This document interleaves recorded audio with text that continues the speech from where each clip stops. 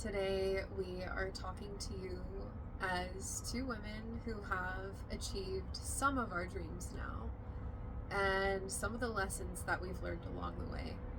For those of you who don't know me, my name is Chrysalis. I am an intuitive who creates many different forms of art to communicate messages to you, help you find your liberated true self, and allow you to transform into the totality of who you are, which is the creator of your entire reality. My name is Elliott. I'm a writer and author of The Human Game, Waking Up as Player One, which is exactly what we did with this whole journey.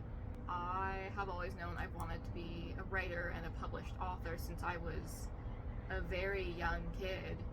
I spent my time, tween, early teen, mid-20s, writing fan fiction, stories that I never published, on various different platforms and sites. I would have my friends commission me every so often to write them short stories or poems, and I consistently scored, in the top percent for any English classes, and even won a couple of awards.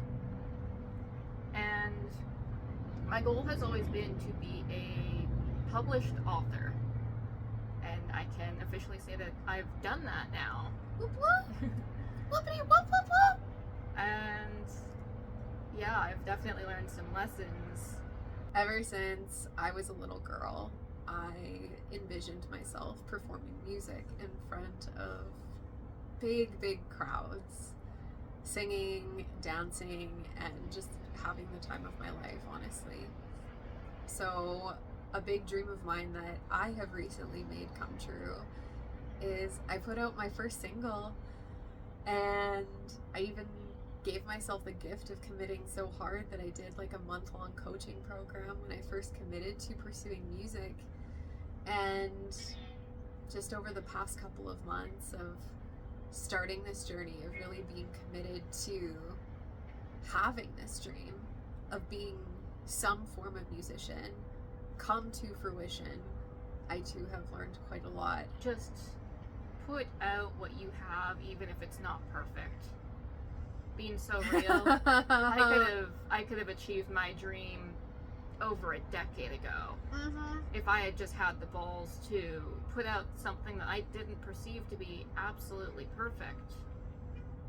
Dude, I fucking feel that. Like, I gave myself the experience on both a human and a soul level of growing up in a family and a school and just all these different environments that conditioned me to pursue perfection.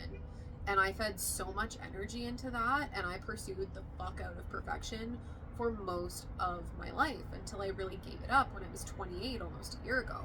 I definitely could have achieved my dream so much sooner had I not been telling myself the story that I'm not good enough yet.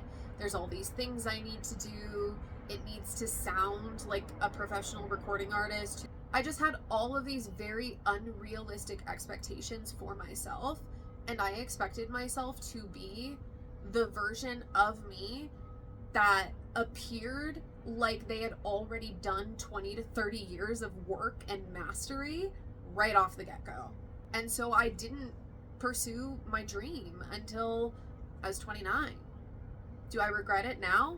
No. But this is us telling you, you do not have to wait until you're perfect. You shouldn't. You really shouldn't. Because when you tell yourself that you will wait until everything is perfect, it'll never happen because perfection doesn't actually exist. And no matter what you do, no matter what you put out, it doesn't matter how famous or outstanding you are, whether you're, a music artist, an author, any sort of creative, there will always be people out there that do not like your work. And it doesn't even matter that as well. It's like at the end of the day, say you've been working on whatever craft of yours it is for 20 years. You yourself are still going to be able to find areas that you know you can grow in that you personally would like to expand on. Maybe nobody else notices, but you know that when you're alone and you're doing your thing, you're like, oh, this is still not where exactly I would like it to be. It doesn't matter. Just honor where you are now, do the best to your ability now, and get really comfortable failing publicly. I would say one of the most valuable lessons I've learned from achieving a dream of mine in a sense at 29 is that failing publicly is part of the deal. Mm-hmm. Oh, look at his little face. Oh, I know, right? Oh, fuck. When you are starting to take action toward creating your dream come true, be open to the fact that you know like a little bit of it. You know just enough to the point where you're curious and motivated and inspired enough to take this action, right? I'm not saying you don't want it. We're not saying that at all. What we are saying is that how you want it might look very fucking different than what you had previously anticipated. There is so much more to your dream than you actually think there is. When you actually really start pursuing your dreams, you realize there's so much more depth to that one statement. So in terms of being a published author, okay, well, I wrote the script, then what? You know, I didn't think about editing, formatting, finding an agent, which I have not done. You do not actually need to do that. There are so many different directions that you can go with your dream. You know, did I want to be traditionally published, or did I self-publish? That's the one I chose. I had all of these expectations that I would need to pay hundreds, maybe even thousands of dollars to get my book published, which also isn't true, but I didn't ever look into that. I just took everyone's word for it. You know, I published my book paying exactly $0. You can pursue your dream, and if you're using money as an excuse, that is all it is an excuse that you were using to stop yourself. I thought my dream of being a musician would look very different than it does so far. In the first month and a half to 2 months of taking action toward creating this dream coming true for myself, I was still very committed to not only the vision of it that I had had in my head ever since I was like 3 or 4, but I also had the visions of all the traditionally successful musicians in my head. And despite the fact that I do my best to, you know, be very self-aware of the ways that I am limiting myself, I did not realize that by viewing being a successful, famous musician through the lens of like traditional pop stars and traditional musicians, that I was like grossly limiting the way that I was showing up in music. And I gave myself the experience of like showing up in, I guess, a more traditional way. At least that's how I perceived it.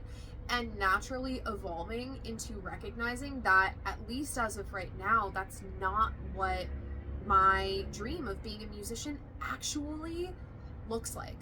My dream of being a musician looks like being a musician because it is a way for me to express my intuitive gifts. And that is not at all part of the vision, or at least I didn't see that it was part of the vision that I had since I was 3. Like, that wildly fucking unexpected, dude. One of the reasons why I didn't start pursuing my dream sooner was so that I could have a dream to pursue. Ooh, ooh, ooh. Bars. Bars, bars, bars, bars. And I know I'm not the only person that thinks that way. You know, as long as I had this dream of being a published author, I could say that I was working towards something. But now that I have actually completed that dream, you know, I took action and I did it, I've kind of lately been left in this limbo of, well, now what? And that's another unknown that most people don't really want to face, is the, well, I did it, and it kind of felt the way I thought it would, but kind of not. And now what do I do with myself? It's easier to give yourself an obtainable goal that you never truly pursue than to actually pursue that goal, obtain it, and then go, I've just completed my life's mission. Now, what you thought was your life's mission. What I thought was my life's mission. Like, now what? Be prepared to feel a way that is completely different than what you expected when you create your dream coming true for yourself. I remember when you published your book and you were like, this isn't how I thought it would feel. And I felt the exact same way when I came out with my song. I was like, this isn't how I thought it would feel. It's not just us either. Like, you know, I know you've mentioned several times that, like, Taylor Swift, you know, she was really pursuing, like, some sort of award, and then when she finally got it, it was like, okay. That's all I wanted. And now what? She realized that the most important thing was never the award or that dream coming true. It was, does she have anybody of significance with her to be there through the dream coming true, through the journey of getting there, through the process of creating and stumbling and falling and feeling really intense feelings and getting back up? One of my biggest recommendations is make sure that you have a support system around you, even if it is literally one other person in your life. There are a lot of tears to be shed when you finally start pursuing your dreams. Because you realize so many different things, you know. This isn't what I thought it would be like. Can I do this? Is it actually possible? You're gonna have all of these moments of self-doubt, and if you don't have someone beside you that's going, yeah, you absolutely can do this, but like get your ass in gear, then you might not actually do it. You need to be able to give yourself time to be creative and not use everything else in your life as an excuse. I told myself for years that I was like, I'm so tired from work. I can't truly just be the creative that I want to be. And looking back on it now, I could have. I just didn't want to. I didn't want to pursue my dream at that point, and I used every excuse as to why I couldn't instead of why I didn't. Get really comfortable admitting that you have chosen to not pursue your dream up until now. That was you. That was you choosing that. I chose to neglect music in me for over a decade. I have nobody else to blame but me. But for years, I blamed my trauma.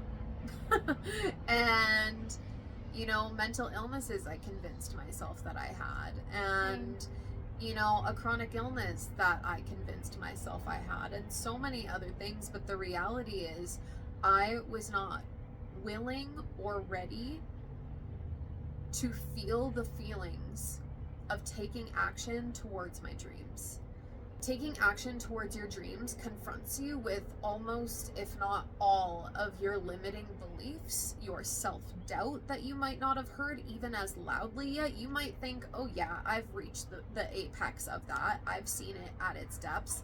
But I'll be so frank, as somebody who has been meditating in different types of therapy and pursuing self-growth and self-awareness in so many different ways for almost a decade now, you can think that you know the depth of your self-doubt and your lack of appreciation for you, but until you start actually taking action towards your dreams, you are not going to uncover the full depth of it, because inherently you care so fucking much about your dreams. You care so fucking much about them, and whether you realize it or not, on some level you have pressurized them. You, on some level, have some attachment to wanting them to be perfect, or at least what you define as good enough. Going through the process of taking that action is like, it is spiritual work on a very intense level. When I wasn't pursuing my dreams, I kept them very safe on a shelf so that, you know, they wouldn't ever get ruined by me. Ooh, dude, same. I always told myself I'm not good enough at singing or whatever it is to pursue my dream of being a musician. You very well might not be good enough at your dream, but that doesn't mean you can't pursue it.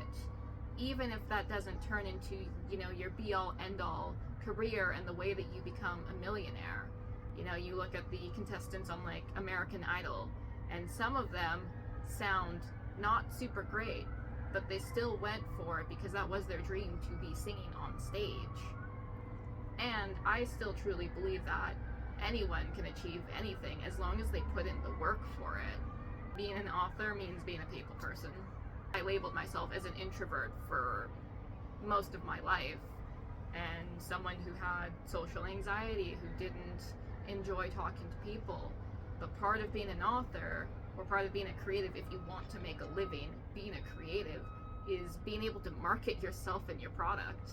And I'm currently at this stage where I am struggling with that. If you want your books in stores and you are self-published, you need to go to stores. You need to talk to people about your book. You need to figure out where to set up booths and author signings and talks, and you need to put yourself out there. And I'm just in the infancy stages of doing that. If you don't do that, it's not gonna go anywhere. Stupid as it sounds, I fully expected to be able to publish my book and it would just sell magically. And I think a lot of us think that. But to be a creative and to actually make a living off of it, you need to basically have a marketing degree. That's fascinating that you say that. You do not need to have a marketing degree. You need to let people know that you exist. Yeah. Feels like the same thing to me. That's some stories for you to unravel and spend some time with later. People need to know that you exist. If you want your dream to impact however many people, if your dream includes selling, streaming, getting views, it doesn't matter. If your dream coming true involves other people in any way whatsoever, one of your focuses needs to be you letting people know that you exist. If you are not used to putting yourself out there, get comfortable with being extremely uncomfortable. It is very uncomfortable right now, but I did it yesterday and I'll go back and do it again. Walking into stores and asking if they would be willing to stock my book. Asking random strangers on the street if they would be interested in taking a look at it. You get a lot of real weird stares, and if you're not prepared for it, you're gonna feel a lot of feelings, and I certainly was not prepared for it, so I've been feeling a lot of feelings, but I am gonna counter that with love. You are never going to be prepared for this. Fair enough. You will never be prepared for what comes with creating your dream coming true. And as long as you expect to be prepared for your dream coming true, you are setting yourself up for a world of emotional and frankly spiritual turbulence that is completely unnecessary. Expect to feel extremely uncomfortable. Expect to feel like you're crawling out of your skin, because you literally are.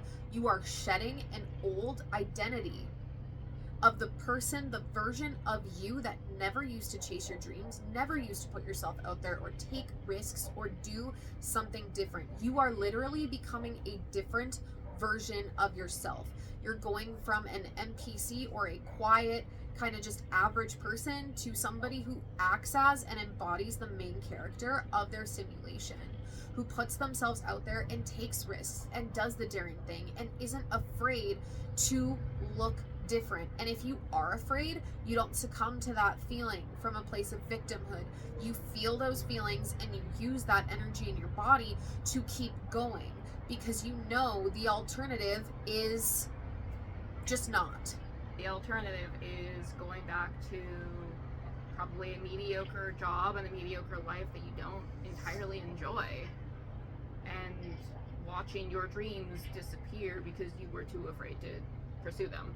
I'm sure there's more we could talk about, but this is what we've learned from creating our dreams coming true thus far. We obviously have more dreams, but I mean, these are the ones that came true for us now, and it's because we put in the work. So if you're looking for a sign to get up off your ass and take the next step towards creating your dream coming true, this is it. My name is Chrysalis. I'm Elliott. And we'll see you next time.